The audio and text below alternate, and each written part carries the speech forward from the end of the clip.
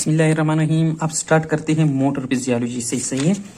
इसमें पहला जो चैप्टर है जिसमें आते हैं motor function of the spinal cord, the cord reflexes. इसमें मेन इंपॉर्टेंट चीजें जो होंगे वो रिसेप्टर्स होंगे, उन पर ज्यादा फोकस हम देंगे, लेकिन चैप्टर को सारा ही पढ़ेंगे।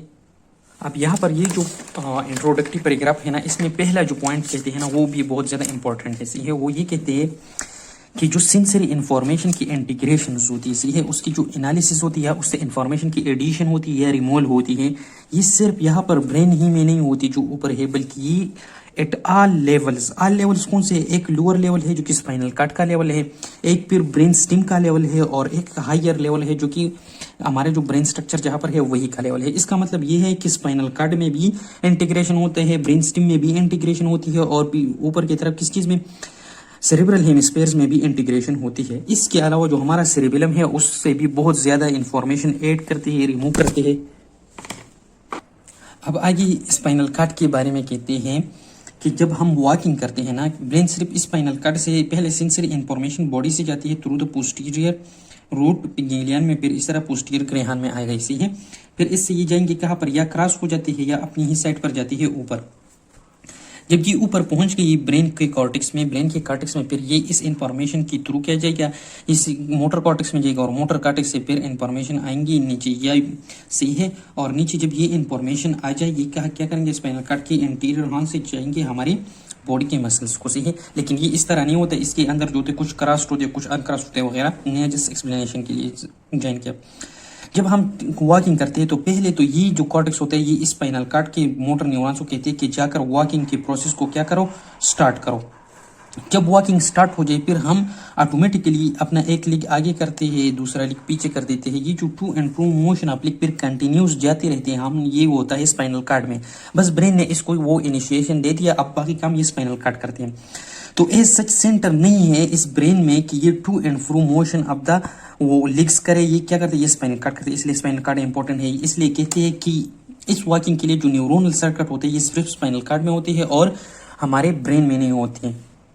लेकिन ब्रेन ने क्या किया, एक डायरेक्शन दे दिया, एक इनिशिएशन दे दिया, तो ये ब्रेन का काम था कि इसने स्पाइनल कॉर्ड को क्या किया, एक ऑर्डर दे दिया। अब ये बंदा क्या करते हैं, ये अब वॉकिंग कर रहा था, अब ये क्या करते हैं, ये रनिंग स्टार्ट करना चाहते हैं, या ये जंपिंग करना चाहते हैं, या ये आगे की तरफ लीन करना चाहते हैं, या बैकवर्ड की तरफ बेंड करना चाहते हैं। अब ये जब चेंज ऑफ मूवमेंट करेगा ना, तो इसके लिए जो कमांड ऑर्डर प्रोड्यूस होंगे वो भी ब्रेन में होंगे, फिर आएंगे और वो चेंज करेगा। जब ये रनिंग स्टार्ट करे ना, फिर ये रनिंग कंटिन्यू रखना स्पाइनल कॉर्ड का काम होगा। ये जंपिंग स्टार्ट करे, फिर इस जंप को कंटिन्यू रखना स्पाइनल कॉर्ड का काम होगा। लेकिन जो पहला ऑर्डर आता है वो ब्रेन से आएगा। तो ब्रेन का जो असल में ब्रेन क्या है, एक कमांड सेंटर है स्पाइनल कॉर्ड के लिए। अब organisation of the spinal cord for motor function, तो मोटर फंक्शन के लिए यहाँ से स्टार्ट होते हैं, लेकिन मैं जनरली इन्होंने डिस्कस किया, फिर पैराग्राफ में मैं भी डिस्कस करता हूँ। स्पाइनल कॉर्ड में दो एरियाज होती है, एक ग्रे मैटर होते हैं, एक व्हाइट मैटर होते हैं। ये जो बीच वाला रेड कलर एरिया है ये ग्रे मैटर है, एंड आउटर ये जितनी भी है ये आउटर व्हाइट मैटर है। अब जो व्हाइट मैटर होते हैं इसमें क्या होते हैं, असेंडिंग एंड डिसेंडिंग पाथवेज होती है, या असेंडिंग एंड डिसेंडिंग ट्रैक्स होती है। सही है, असल में ये एक पाथवे की तरह काम करती है। जो ग्रे मैटर होते हैं फिर इसमें सेंसरी होती है और मोटर होती है। सही है, इसके अलावा इस ग्रे मैटर में इंटर न्यूरॉन्स भी होते हैं, लेकिन वो हम एक अलग जगह पर रखते हैं।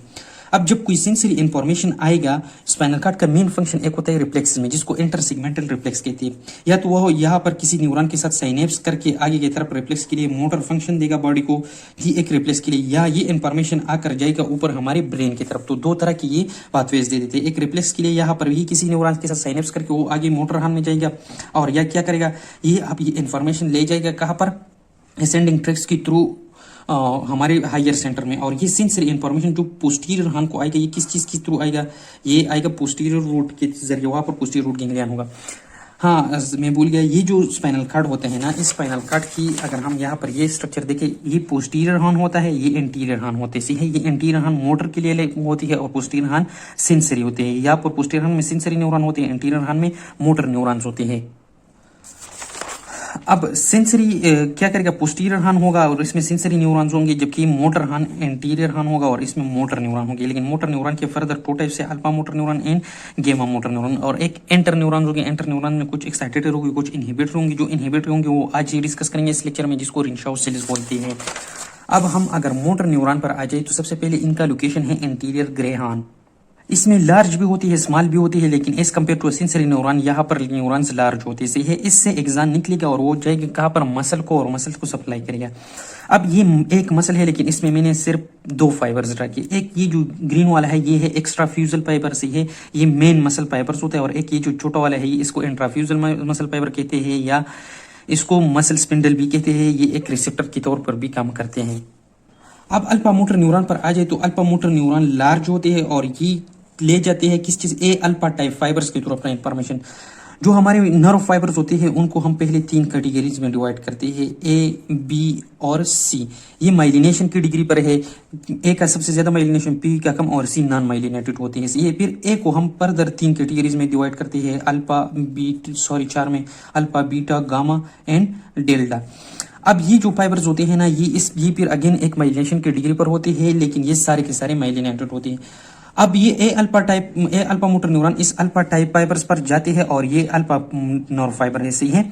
ये क्या, कौन सा न्यूरॉन होगा, अल्फा मोटर न्यूरॉन। ये आएगा, ये एक्स्ट्राफ्यूजल फाइबर को सप्लाई करेगा through the alpha motor neuron, और इस अल्फा मोटर न्यूरॉन की कंसंट्रेशन या फाइबर्स की कंसंट्रेशन इस एंटीरियर रूट में, यहाँ पर क्या होगा, एंटीरियर रूट में होगा जो जाएगा, ये 2/3 होती है of all the nerve fibres in the anterior root. और फिर ये जाकर यहाँ पर क्या होगा, यहाँ पर इस तरह नहीं होगा कि ये आ गया और बस ये खत्म, एक ही फाइबर पर खत्म हो गया, बल्कि ये जब आ जाता है ना, इसके एग्जाम बहुत ज्यादा ब्रांचेस दे देते हैं, और ये ऑलमोस्ट क्या करते हैं 3 to 100 मसल फाइबर्स जो होते हैं ना, एक्स्ट्राफ्यूजल फाइबर सप्लाई करती है, और इसको कलेक्टिवली हम क्या कहते हैं, मोटर यूनिट। अब ये क्या करते हैं, ये एक्स्ट्राफ्यूजल फाइबर कंट्रैक्शन काज करती है, और ये कंट्रैक्टाइल यूनिट है हमारे मसल का, सही है। फिर आ जाते हैं गेमा मोटर न्यूरॉन। तो गेमा मोटर न्यूरॉन जो होती है ये एक गेमा फाइबर की थ्रू फाइबर्स देते हैं, इस वाले गेम में गलत हो गई, एक गेमा फाइबर्स, और ये इंट्राफ्यूजल फाइबर्स ये इनोवेट करते हैं। लेकिन ये जो इंट्राफ्यूजल फाइबर्स होती है ये सेंसरी होती है। किस तरह सेंसरी होती है, क्योंकि इससे क्या होता है, एक सेंसरी फाइबर्स जाते हैं जो पहले जाती है पोस्टीरियर रूट की तरफ, पोस्टीरियर रूट गैंग्लियन में, फिर वहां से फाइबर्स निकल कर आती है पोस्टीरियर हॉर्न में।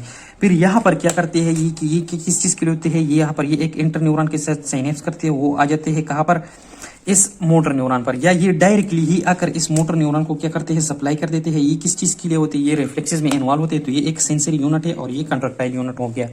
अब इस तरह बहुत ज्यादा फाइबर्स होती है। और दूसरी बात, ये जो सेंसरी मैंने इंट्राफ्यूजल फाइबर ड्रा की, ये असल में जो इसकी सेंटर में होते हैं, जिस तरह यहाँ पर ये मसल है ना, इसके सेंटर में ये क्या है, ये इंट्राफ्यूजल फाइबर है। ये मैंने साइड पर इसलिए ड्रा किया ताकि समझ आ जाए।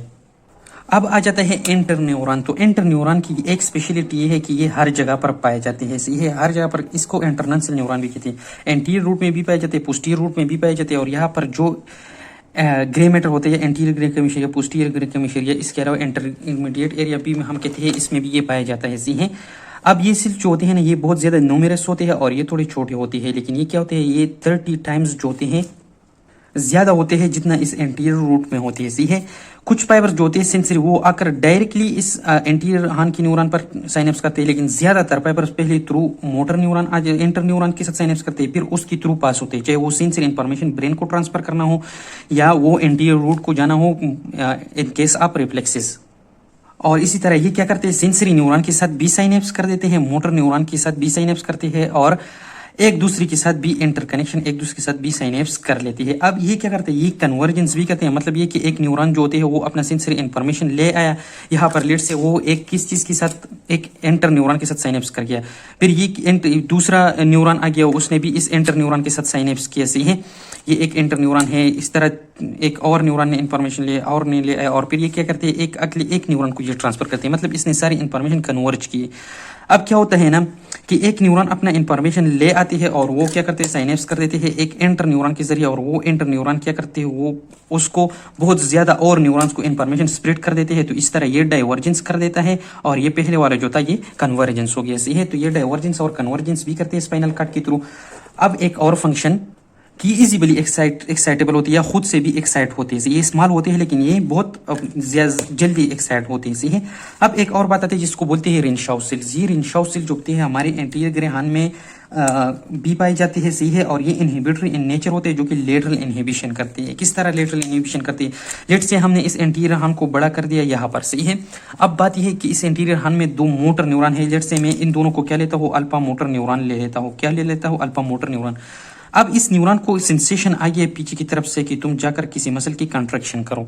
ये चाहता है जब यहाँ पर एक्साइटेशन होगा तो कुछ ना कुछ एक्साइटेशन इन साइड्स की जगह में भी होगी। जब इन साइड की जगह में एक्साइटेशन होगी और ये आगे जाएगा तो ये इस न्यूरॉन में भी थोड़ा थोड़ा एक्साइटेशन आएगा। लेकिन ये एक्सान निकलने से पहले क्या कर देते हैं, एक कोलेटरल ब्रांच दे देते हैं, एक किस चीज को, एक इंटर न्यूरोनल सेल्स को, जो कि स्मॉल सेल होते हैं वो जाकर जो इसकी साइड्स वाले लेटरल और मिडिल साइड पर जो न्यूरॉन होते हैं उन पर एक इनहिबिटरी न्यूरो ट्रांसमीटर रिलीज करती है, जिसकी वजह से उनकी इनहिबिशन हो जाती है।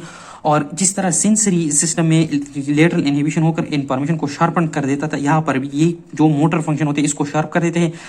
मतलब ये है कि ये मेरा पिन है, इसके थ्रू मैं ए लिखना चाहता हूँ तो इस ए में जो मसल इन्वॉल्व होती है उसको एक्टिवेट किया जाती है। लेकिन अब अगर इसकी साइड वाले मसल एक्टिवेट होते फिर मैं ए लिखकर इस तरह हो जाता था, सही है। लेकिन ये क्या होता है कि ये जो एक्स्ट्रा मोटर फंक्शन होते हैं, इसकी जो एक्स्ट्रा मूवमेंट होते हैं ये लेटरल इनहिबिशन से ब्लॉक हो जाती है और मैं डायरेक्टली ही इसको लिख लेता हूँ। तो ये यहाँ पर भी एक किस्म की लेटरल इनहिबिशन हो जाती है, किस चीज के जरिए, रिंशाउ सिल्क के थ्रू। अब एक और बात आ जाती है जिसको बोलते हैं प्रोप्रियोस्पाइनल फाइबर्स। ये मैंने तीन स्पाइनल कट के बहुत सारे सेगमेंट होते हैं, जिस तरह सर्वाइकल, थोरेसिक, लंबर, सेक्रल, कॉक्सिजिल। लेकिन ये जो तीन सेगमेंट का स्ट्रक्चर मैंने ड्रा किया है, ये सर्वाइकल है, ये क्या है, ये थोरेसिक है, ये लंबर है। अब इन सेगमेंट्स के स्पाइनल कट के अंदर इन सेगमेंट में फाइबर एराइज होकर इन्हीं सेगमेंट में एंड हो जाते हैं। मतलब लंबर सेगमेंट से एराइज होकर थोरेसिक में एंड हो गया, सर्वाइकल से एराइज होकर नीचे लंबर में एंड होगा, इस तरह डिफरेंटली। इनको कहते हैं प्रोप्रियोस्पाइनल फाइबर्स। ये क्या करते हैं, different segments of the spinal cut को क्या करते हैं, इंटरकनेक्ट करते हैं। ये असेंडिंग भी हो सकती है, ये डिसेंडिंग भी हो सकती है, ये सेंसरी भी हो सकती है, मोटर भी हो सकती है, क्रॉस्ड भी हो सकती है और अनक्रॉस्ड भी हो सकती है। लेट्स से इस जो लंबर स्पाइनल कट हो, इसको एक इंफॉर्मेशन आ गई सी है और फिर ये इंफॉर्मेशन क्या करते हैं, ये जरूर होता है कि वो मसल जो होते हैं हमारी बॉडी में वो इस एंटीरियर जो थोरेसिक रूट रीजन में एंटीरियर ग्रेहान में है उससे उस मसल को सप्लाई होती है जो कि रिक्वायर्ड होता है, सही है। तो ये क्या करेगा, ये इंफॉर्मेशन सेंड करेगा कहाँ पर, इस थोरेसिक रीजन में और फिर थोरेसिक रीजन से ये इंफॉर्मेशन आएगा इस लंबर वाले रीजन की न्यूरॉन में और वो मसल सप्लाई हो जाएगी, सही है। इसी तरह का क्या होता है, इंफॉर्मेशन से शेयर होता है। ये एक सेंसरी इंफॉर्मेशन गया, अब यहाँ पर लेट से एक मोटर इंफॉर्मेशन आ गया, लेकिन उसका मसल लेट से यहाँ से इन्वॉल्व होता है। ये इंफॉर्मेशन क्या करेगा, ट्रांसफर करेगा इस तरह इस एंटीरियर हॉर्न को, सही है, और यहाँ से फिर ये निकल कर जाएगा उस मसल को सप्लाई करेगा, सही है। तो इसी तरह मोटर फंक्शन भी होता है और ये ज्यादातर इंटर सेगमेंटल रिफ्लेक्सेस जो होते हैं, मोस्टली रिफ्लेक्सेस स्पाइनल कॉर्ड ही में होती है, ब्रेन की तक इसका इन्फॉर्मेशन जाता ही नहीं है, तो इसलिए ये इंटर सेगमेंटल रिफ्लेक्सेस में इन्वॉल्व होती है। और ये जरूरी नहीं है कि ये दो सेगमेंट को इंटरकनेक्ट करेगा, ये एक ज्यादा सेगमेंट्स को भी इंटरकनेक्ट कर सकता है। जिस तरह मैं आपको मिसाल दे देता हूँ, लेट्स से यहाँ से क्या होता है, एक इन्फॉर्मेशन जो होती है वो नीचे की तरफ आ गई, वो सर्वाइकल थोरेसिक को भी आ गई, थोरेसिक में ये किसी न्यूरॉन को इन्फॉर्मेशन देगा, या फिर अगेन नीचे आते आते ये यहाँ पर लंबर को भी आ जाती है, यहाँ पर भी इंफॉर्मेशन देते हैं, फिर नीचे जाकर ये सेक्रल तक भी जा सकती है। तो इसी तरह ये क्या है, इसलिए इसको नाम दिया गया है कि multi segmental connection in one spinal cord level to other level, सही है। तो ये था प्रोप्रियोस्पाइनल फाइबर्स। अल्लाह हाफिज।